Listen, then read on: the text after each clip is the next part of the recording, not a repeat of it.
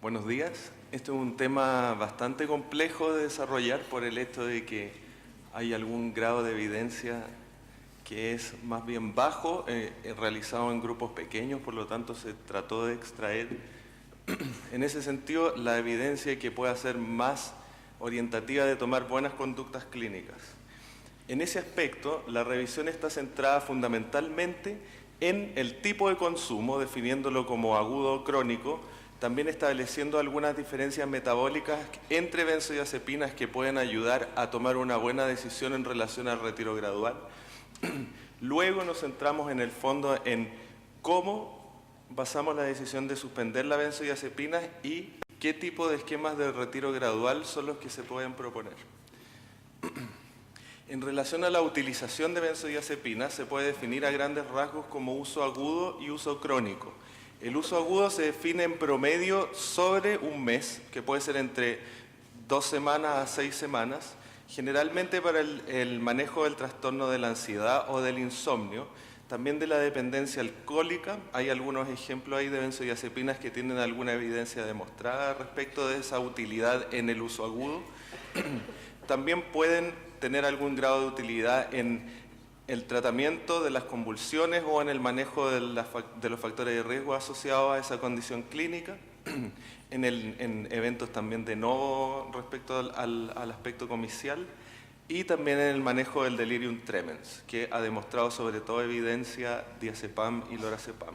En relación al uso crónico, sobre un mes o 6 semanas, se considera que es inadecuado el riesgo, o sea, el balance del riesgo-beneficio, sobre todo, por ejemplo, en el uso crónico de benzodiazepinas en pacientes con dependencia alcohólica. ¿Cuáles son las consecuencias del uso de las benzodiazepinas, centrándonos también en la necesidad de suspender? El manejo a corto plazo, uso agudo, finalmente lo que puede llevar a la prolongación del efecto de las benzodiazepinas es una disminución de la efectividad que va siendo notoria en la medida que se va siguiendo al paciente.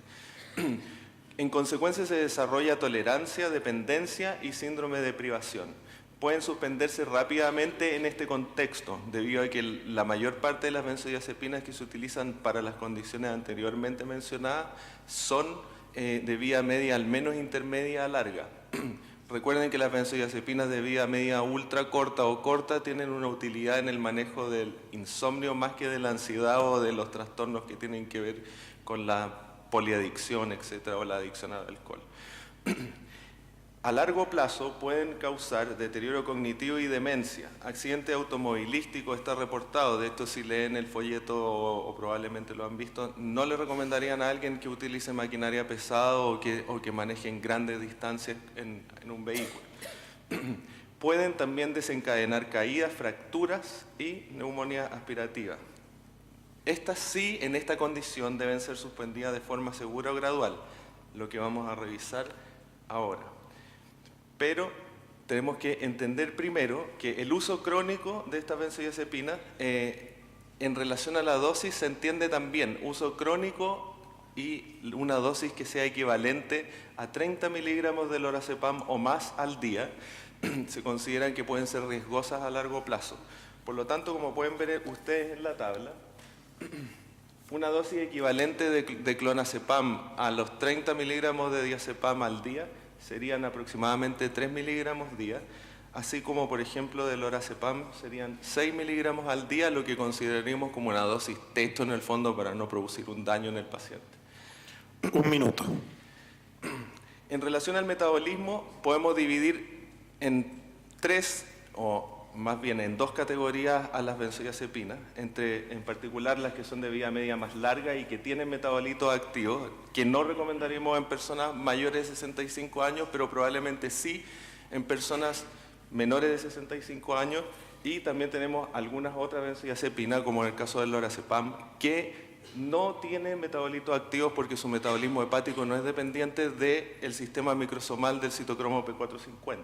Por lo tanto, esta benzodiazepina, como tiene una mayor estabilidad metabólica, presenta menor variación entre la población en su vida media, por lo tanto su tasa de eliminación es más predecible en relación a estas benzodiazepinas que tienen un intervalo de vida media mucho más amplio y la presencia de metabolitos activos que se eliminan por vía renal, que generalmente es la que se ve afectada durante el envejecimiento. Bien, la decisión de suspender tiene varias situaciones clínicas conocidas: embarazo, abuso de sustancias, fibromialgia, apnea del sueño y presencia de reacciones adversas atribuibles a benzodiazepinas utilizadas de forma crónica o en dosis altas, como mencionamos. En relación a los esquemas de retiro, no hay evidencia para un retiro, por ejemplo, on-off semanal. Quiere decir, por ejemplo, la semana 1 de retiro, dosis plena, después la semana 2 sacar la dosis, no demostró tener efectividad. Debe reducirse lentamente la dosis a la dosis más baja posible para evitar y controlar la dependencia asociada, que es el mayor factor de riesgo o de gravedad en relación al uso crónico, además de las consecuencias clínicas que ya hemos visto. Dosis altas deben ser manejadas por especialistas, sobre 30 miligramos equivalentes de diazepam o más de 6 semanas de tratamiento.